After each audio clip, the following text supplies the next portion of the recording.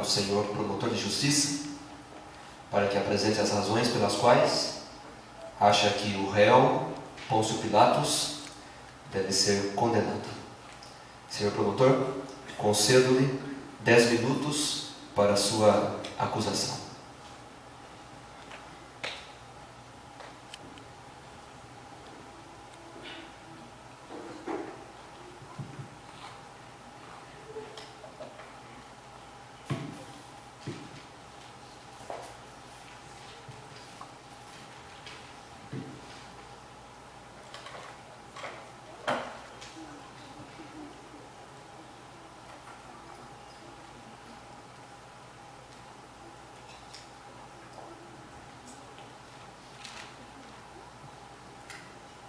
Excelentíssimo senhor juiz. Silêncio pela ordem do protesto. Protesto acatado. Conforme reza o nosso ordenamento jurídico, o réu não pode ficar acasalado, senão vai levar o júri inclusive o júri a pedir culpado. Solicito que o senhor dê ordem para que solte o réu. Soldados, soltem o réu.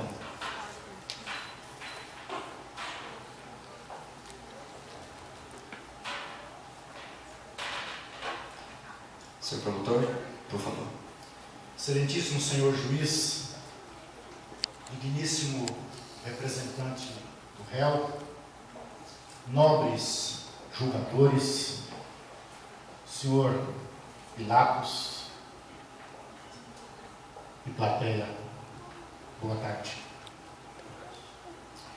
Finalmente chegou o dia do grande julgamento. Quero começar relatando-lhes uma história que já é conhecida. Por esse tempo viveu um homem chamado Jesus, que andava fazendo o bem. Por fazer o bem e contrariar as convicções de algumas pessoas, despertou ciúmes, inveja e provocou mal-estar naqueles que viviam pensando apenas no bem de si mesmos.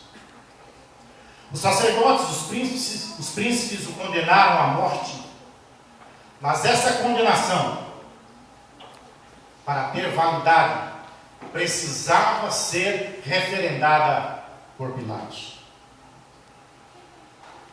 Então, o levaram diante dele a fim de obter a confirmação, e só aí, só então, poderiam executá-la. Pilatos era homem acostumado a tratar com diversos tipos de presos. Estava acostumado com homens rudes. Vale ressaltar que a vida humana era tida como de pouco valor para esse homem. Ele, não raras vezes, condenara à morte pessoas que sabia serem inocentes. Porém, aquele homem que estava para ser julgado era revestido com traços de bondade e nobreza que despertavam os ciúmes em algumas pessoas. É verdade que ele já o conhecia. Sua esposa já havia falado dele. Ele já ouvira falar que ele ressuscitara mortos, curara doentes, fazia o bem, apenas o bem.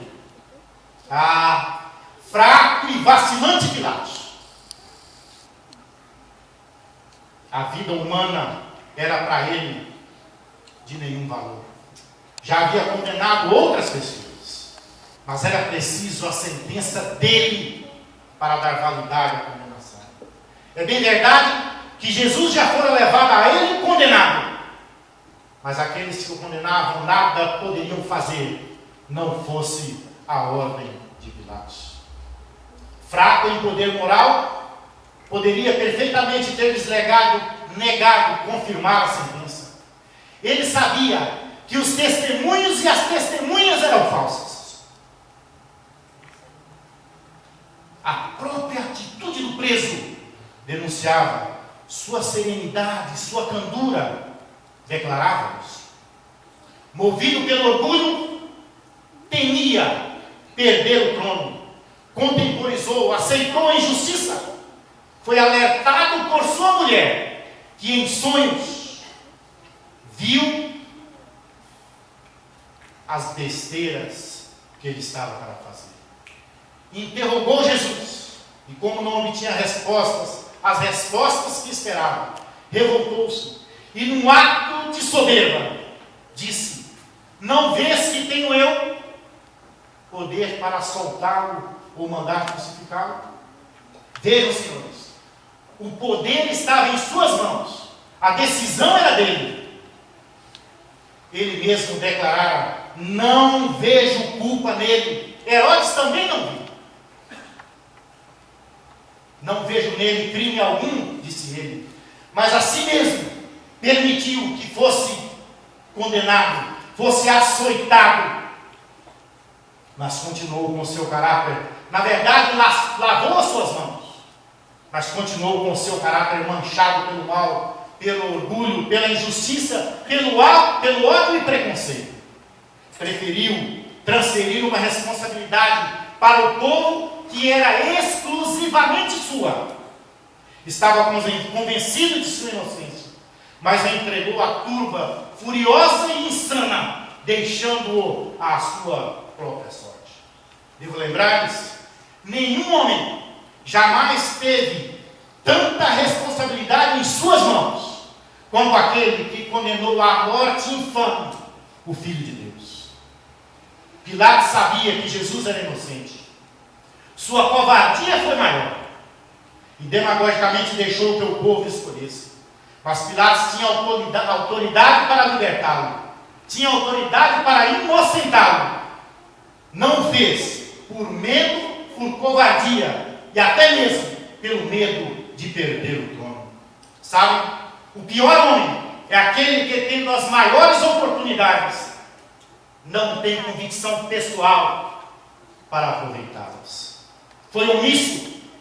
A mansidão, a paciência, a inocência de Cristo provocaram nele o ódio, a amargura. Omissão é crime e ele foi extremamente omisso. Aqueles ouvidos sempre atentos a ouvir os clamores da humanidade, os olhos que eram sempre voltados para as suas necessidades, e aqueles lábios que diziam sempre a verdade, agora estava diante de um homem que tomaria a decisão para crucificá-lo. Vale lembrar que ele seria morto e crucificado de qualquer jeito, mas a culpa não seria dele, tivesse ele agido de acordo com as suas próprias convicções. Se desde o início Pilatos tivesse ficado firme, recusando a condenar o inocente, teria se livrado do remorso e da culpa. Portanto, não tenho dúvida, este homem é culpado. Tivesse colocado em ação as suas próprias convicções do direito, e Cristo teria sido morto, mas a culpa não seria dele. Foi negligente, foi irracional quando disse: tomai-o vós e crucificai-o, mas não vejo nele culpa alguma. Ora, senhores, um homem que havia declarado minutos antes: não vês que tem o poder para soltá-lo e para crucificá-lo? Ora, como pode ser inocente? Desculpe o nobre colega, defender o indefensável é complicado. Vós deveis crucificá-lo, disse ele. Senhores, todos aqueles que trocam as vantagens eternas pelas temporais, vale dizer que não merecem nem as vantagens eternas e nem as temporais. Portanto, senhores, diante daquilo que foi exposto, considerem-no culpado. É claro que vocês devem agir de acordo com as convicções, de acordo com a consciência, mas prestem atenção que ele seja condenado. Ajam de acordo com as convicções pessoais. Não havia argumentos para fazê-lo se calar. As suas obras falavam por si. Propuseram então usar as armas dos fracos, o sofrimento, a violência e a morte. Como conhecedores dos fatos, sabemos, ele seria morto e crucificado de qualquer maneira. No entanto, a culpa não seria dele, que se acovardou diante de uma responsabilidade que era somente sua.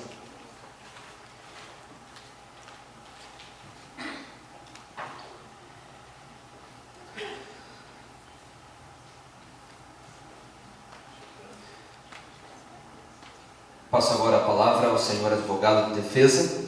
Senhor advogado, o senhor tem 10 minutos para defender o réu.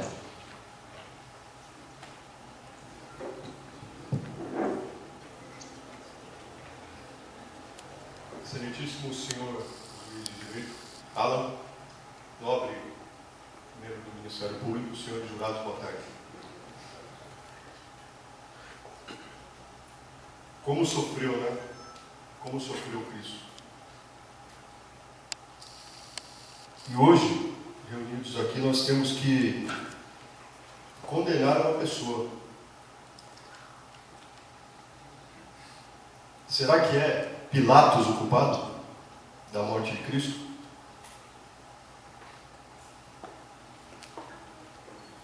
Depois de estudar muito esse caso, eu cheguei à conclusão de que Pilatos não deve ser culpado pela morte de Cristo. São algumas circunstâncias, evidências que eu vou tentar passar para os senhores aí, para os senhores tomarem a convicção. E lembrando, contrariando o nobre promotor, que todos têm direito à defesa. Não existe ninguém que é indefensável, como ele se referiu a Pilatos. Todos nós temos direito a uma defesa. Jesus não teve direito à defesa no julgamento dele, antes de ser levado a Pilatos. O nobre promotor omitiu esse fato dos senhores. Como eu cheguei a essas conclusões? Através de 3 aspectos. Primeiro ponto, do direito. Qual crime que está sendo imputado a Pilatos? Homicídio? Ou não? Eu acho que não. Não tem provas de que ele matou Jesus. Ele estava numa posição que ele tinha que decidir. Ele deu várias oportunidades, várias vertentes. Já teve um julgamento pronto, um julgamento eivado de nulidades. E esse julgamento, através das provas falsas, das testemunhas, Pilatos soube somente disso. Outro fato que temos que lembrar é que, se Pilatos não pode ser julgado aqui por homicídio, ele deveria ter um crime para que ele fosse julgado. Ter um crime tipificado. Qual a tipificação da acusação de Pilatos hoje aqui? Nós não temos essa tipificação. Segundo o princípio da anterioridade da lei penal e da legalidade, não há crime sem lei anterior que o defina, nem pena sem prévia combinação legal. Então, como é que nós podemos julgar Pilatos, o meu cliente, por um crime que não está tipificado no nosso ordenamento jurídico? Existe o crime de que, seguindo uma lei, como nós vimos agora nas provas, uma lei de que, naquele dia, naquela época da Páscoa, você poderia escolher entre soltar um condenado ou outro. Ele seguiu essa lei. Podemos dizer, como o nobre promotor afirmou, na sua infelicidade da argumentação, ele afirmou que Pilatos foi covarde, teve medo, foi omisso. Nós vimos que a Judéia passava por revoltas, inúmeras revoltas. E a função principal de Pilatos qual era? Como governador da Judéia, politicamente falando, era conter as revoltas, manter a ordem e a paz pública. Ele já havia sido repreendido pelo próprio imperador por fatos anteriores, de derramamento de sangue, de aplicar a lei romana ali, e não de matar inocentes. Isso a gente não pode afirmar, porque não está aqui sendo julgado isso, como o digno promotor mencionou. Senhores,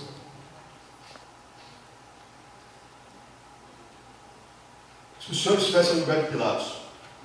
Protesto, excelência. Protesto acatado. Não se trata aqui, nobre colega, de quem estaria no lugar dele. A responsabilidade do julgamento era dele, a decisão era dele. Ô, Excelência, Ele deveria já fazer. expôs isso. Eu acho que eu tenho o direito de seguir minha linha de raciocínio, o senhor permite? Pois não. Se os senhores colocassem no lugar de Pilatos, não conhecendo a Cristo, como o promotor disse que ele conhecia, ele não conhecia, não tinha essa intimidade com Cristo. Para ele, Cristo era um judeu, como os outros judeus dali. Se os senhores se colocassem no lugar de Pilatos, tivessem que tomar uma decisão, tivessem o poder nas mãos, não é fácil ter o poder nas mãos. O poder traz responsabilidades de decisão. Eu queria que os senhores, jurados, pensassem nisso. Será que os senhores fariam a mesma coisa? Hoje em dia é cômodo para a gente falar. A gente está de fora, com todo o processo, mas ali no calor da situação, tendo minutos para decidir. Sem conhecer a pessoa, o Cristo, sem conhecer o passado, sem saber o que ele havia partido, somente sabendo que ele, somente tendo em mãos que Cristo havia sido julgado pelo Sinédrio, pelos principais ali daquele povo, por pessoas que eram escolhidas e eram tidas como de autoestima perante a sociedade. Será que os senhores, como Pilatos, fariam diferente? Queria que os senhores pensassem nisso, sem usar emoção, racionalmente, tentando se colocar no lugar dele. Último aspecto da defesa que eu preparei para o meu cliente é o aspecto religioso. Nós sabemos que lá naquele local, e em Roma, Estado e religião era uma coisa só, diferente de hoje. E Jesus, mesmo crucificado, na oração dele, ele perdoou todos aqueles, todos, que participaram daquela atrocidade. Excelência. Protesto negado. Obrigado, Excelência. Jesus perdoou todos, sem exceção. E isso está registrado em todos os evangelhos, em todos os registros que nós temos. Até no filme que os senhores acabaram de ver. Eu queria fazer uma pergunta aos senhores. Tem algum cristão entre vocês? Algum verdadeiro cristão? Não precisam responder para mim. Respondam para vocês. Os senhores, como legítimos seguidores de Cristo, do Mestre, que sofreu tanto, eu concordo, sofreu muito. Por isso nós temos que achar o culpado para a morte dele. Diante de tudo que Cristo sofreu, que a gente pode observar, eu acho que nenhum de nós suportaria tal sofrimento. Diante de tudo que ele sofreu, de tudo que ele deixou de ensinamento para a gente, a respeito de perdão, de amor, e por ele ter perdoado, os senhores acham que é correto? Os senhores acham que é correto, Excelência? Protesto negado. Os senhores acham que é correto condenar Pilatos, mesmo tendo Jesus dado o seu perdão a ele? Qual a nossa função como cristãos? Não é seguir o exemplo de Cristo? Ou devemos agir como aqueles fariseus que fizeram esse julgamento, essa atrocidade com Cristo? Não Pilatos, como aqueles fariseus que conheciam a lei, que sabiam que Jesus era o Filho de Deus, não Pilatos. Será que nós temos que agir como eles, olho por olho, dente por dente? Creio que não. Cristo nos adverte que não devemos julgar. Ele adverte também que, está lá no registro em Mateus 5,20, ele diz que se a justiça de vocês,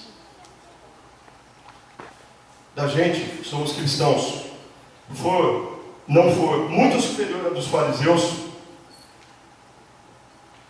e mestres da lei, de modo algum entraremos no reino.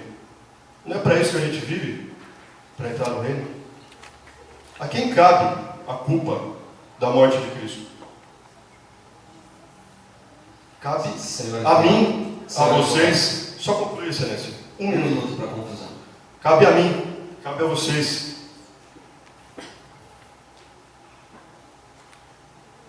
E para finalizar, eu gostaria que os senhores lembrassem de um texto que está em João 8, da mulher adúltera. E eu vou deixar lá, uma mulher adúltera é pega, por gentileza, senhor. Pega uma pedra, por gentileza, pode passar e pegar e passar por pouco. Pode pegar tudo, senhor. Eu deixo para a reflexão dos senhores, aquele que nunca errou, que nunca pecou, assim como Pedro errou e temeu também, que atire a primeira pedra. Muito obrigado.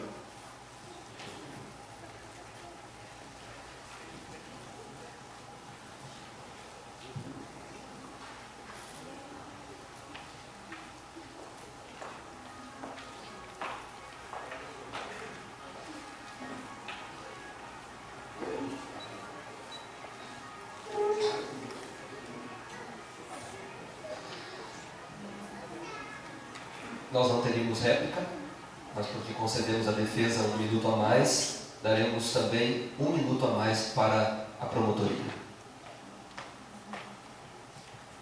Obrigado, Excelência. Veja como foi demagógica a defesa do nobre colega, querendo deixar para vocês a responsabilidade. Pilatos foi extremamente omisso, tinha a responsabilidade em suas mãos e devia tê-lo absolvido. No entanto, por covardia e temor, não o fizeram. Agora me vem com demagogia de perdão?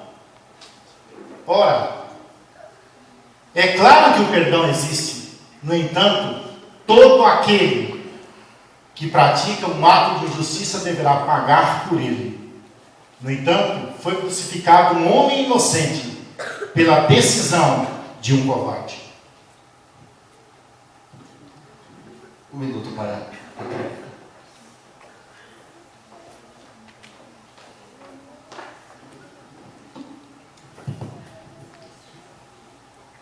É assim que os senhores querem proceder? Acusando igual o promotor está acusando? Nós devemos lembrar do exemplo de Cristo. Senão não valeu a pena ele ter morrido. Se você não cultivar o perdão no seu coração. Pilatos não é o culpado. O culpado eu já afirmo. Somos nós.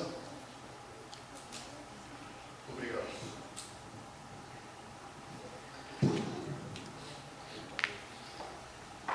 Sendo assim, jurados, por gentileza, já podem proferir os seus votos.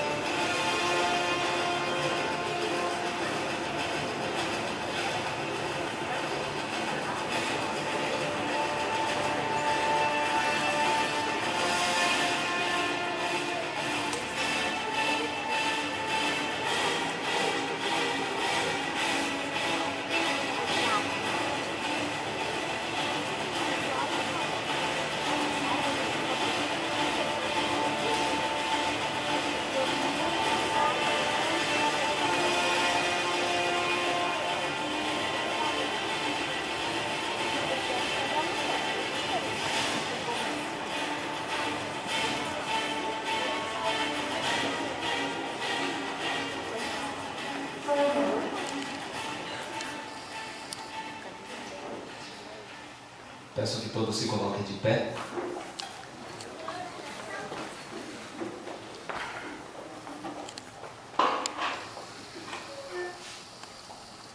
O júri desse tribunal decidiu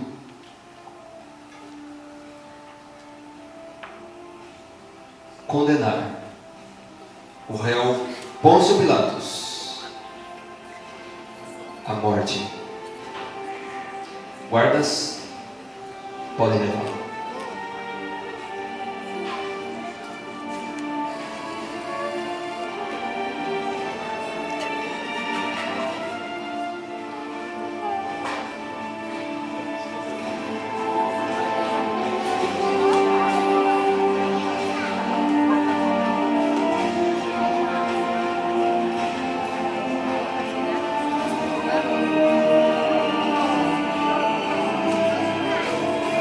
Declaro encerrada esta sessão.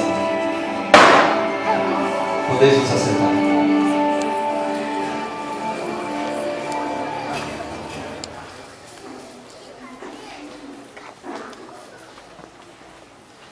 É claro que isso é uma representação daquilo que nós não temos informação. Nós não temos a informação do que